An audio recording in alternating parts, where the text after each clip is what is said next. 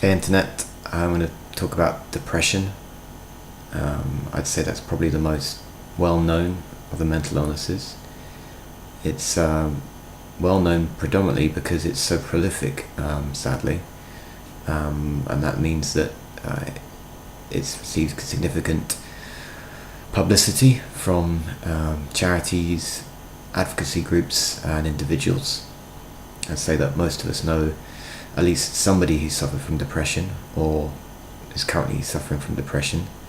The statistics are quite staggering in the UK actually. So 1 in 5 adults at any one time is suffering from anxiety or depression, and with older people it increases to 1 in 5 suffering from depression. So it's very prevalent, and I'd say that it's no longer taboo to talk about depression, and certainly it's not controversial to talk about antidepressants either, which are typically prescribed to people who suffer from depression to help dig them out of these spirals that they can get into of low moods, which generally tend to render them as quite reclusive and antisocial, and disengaged and disinterested.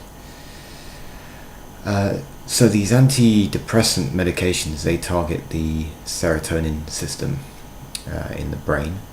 There are more natural ways of boosting serotonin levels. One of them is sunlight on the skin.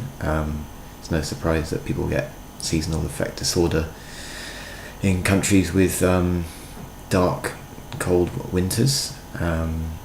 Other ways to boost your serotonin levels are certain foods, for example chocolate, that's perhaps a good reason why it's so popular.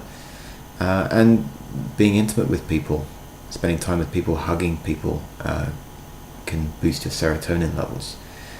I want to mention a statistic about the antidepressants themselves. So in the UK, it's estimated that about 6% of the population is taking them.